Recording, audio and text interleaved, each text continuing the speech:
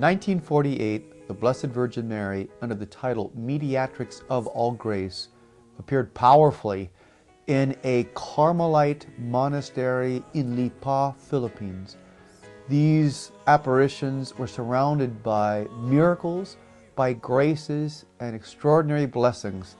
And I want to talk about those apparitions with you today. Hello, this is Dr. Mark Miravalle, Professor of Theology and Mariology at the Franciscan University of Steubenville. I'm coming to you dressed in the traditional barong dress of the Filipinos. I've just returned from the apparition site of Lipa in Lipa City, Philippines, where in 1948 our Blessed Mother appeared powerfully.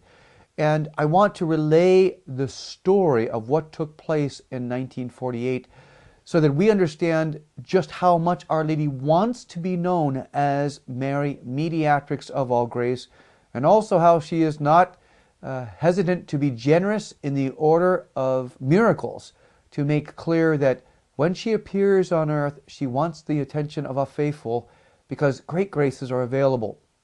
And I must say, this story, the narrative of what took place in the Philippines, is so powerful. It is no wonder that the present Archbishop Ramon Arguelles, is seeking to promote devotion to Mary, Mediatrix of all grace, after a long time of difficulty, of persecution, of great suffering for the visionary and for the nuns in the Carmelite monastery of Lipa. So often it is the case that the suffering must precede the glory, and it is certainly true for what took place in Lipa. So let me give you some of the backgrounds, and then I want to read to you a very concise summary of what took place so you get the clearest possible and most concise possible understanding of this powerful apparition of Our Lady, Mary, Mediatrix of all grace. The scene almost sounds like a scene from a Hollywood romance, or at least a thriller, in that a prominent family from Lipa has a daughter who, in the darkness of night, slips away from the house and enters the local monastery of Carmel. Why does she slip away at night? Because her family was very much against her entering Carmel. They had more ideas and designs of the world for her. But she leaves, she goes to the Carmel. Her brother, the next day, comes with a gun trying to get her back through force, obviously. She will not go. She says, "Kill me if you want to, but my body will stay in this Carmel." The gun was actually put in between the bars of the cloistered Carmel, pointed at the young novice named Teresita, or affectionately called Teresing in the Philippines. So this event takes place, and Teresita makes clear that she's going to stay in the Carmel. And for the next series of days, she gets incredible attacks from Satan. Physical, visible attacks from Satan, where Satan appears as a man with hoofed feet. He claws her. He leaves his footprints, which are really footprints of soot, on the ground, which is examined not only by the Mother Prioress, but also by the local auxiliary bishop. She's attacked several times in the next couple days, and her demeanor is saying, "My gosh, is this life in a Carmelite monastery? I thought I was coming here for safety," but she perseveres under tremendous obstacles. And after these satanic rages and attacks on her seem to let down, she then begins to receive communications. And it's very beautiful, because the first communication she receives from Our Lady is a communication to actually wash the feet of the Mother Prioress, and then to drink the water from that process of washing. Now realize this is really heroic, because the Carmelites were truly discalced, that they had no shoes, they had no sandals, they walked barefoot. And it was very important that Our Lady continued to emphasize that Teresita was to wash the feet of the Prioress and then to drink the water as a sign of humility and union between the Prioress and Teresita. So often, my friends, we're called to do things in life. It seems absurd at the time, but if we're clear it's God's will, we are to obey, because in this case, it was a critical mystical union that would come forward between the Mother Prioress Mother Cecilia and the new novice Teresita.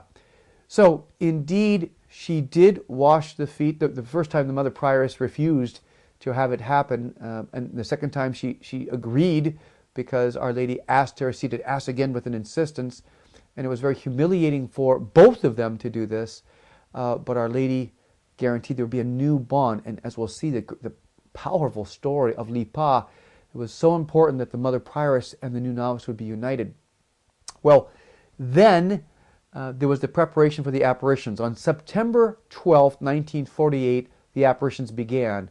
And she was to have 19 apparitions, 15 in consecutive days, in which Our Lady would convey a message of praying for priests and religious, a very strong message of reparation for priests and religious who had gone astray. And we've seen that in many of Our Lady's apparitions. As far back as 50 years, you had the Rosa Mystica apparitions in Montechiari, certainly in many of the European apparitions. And I think now we have more of an understanding of why heaven asked for special reparation for our clergy and our religious. Because of the beauty of the vocation, and also because of the piercing of the heart of Jesus and Mary when that vocation is not lived in its appropriateness. So I want to read to you an excellent summary of these apparitions and messages so you get a very clear idea of what took place, because the profundity of them has a resounding effect on today. We today, my friends, are called to see and understand Our Lady as mediatrix of all grace. I think it's a real tenet to the eventual proclamation of Our Lady as the co-redemptrix, mediatrix of all grace, and advocate. And I want to say we have a statue here from Lipa, and something that will mean more to you shortly. I have a rose petal that was given to me from a bishop, an archbishop, during my visit. It is a rose petal, as we'll see, that was one of the rose petals that was heavenly distributed at the location. Actually, showers of rose petals would accompany the apparitions. So let me give you the full background here so you can have a deeper appreciation. Mary Mediatrix of all grace is on Sunday, September 12th, 1948, the feast of the Holy Name of Mary. At about 5 o'clock in the afternoon appeared to Teresita, a Carmelite postulant at Lipa in the Philippines, as she was walking in the convent garden. She noticed that a vine suddenly shook, and as no wind was moving at the time, this attracted her attention. She approached the vine and heard a woman's voice saying, quote, "Fear not, my child. Kiss the ground. Whatever I shall tell you to do, you must do. For 15 consecutive days, come to visit me here in this spot. Eat some grass, my child." Teresita did not see anyone. She only heard the voice. The following afternoon at 5 o'clock, Teresita returned. She knelt and recited the Hail Mary. Upon reaching the words "full of grace," she noticed that the vine was moving, and lo and behold, she saw a beautiful lady with her hands clasped on her breast, a golden rosary held in her right hand. Her dress was pure white. Around the waist there was a narrow belt.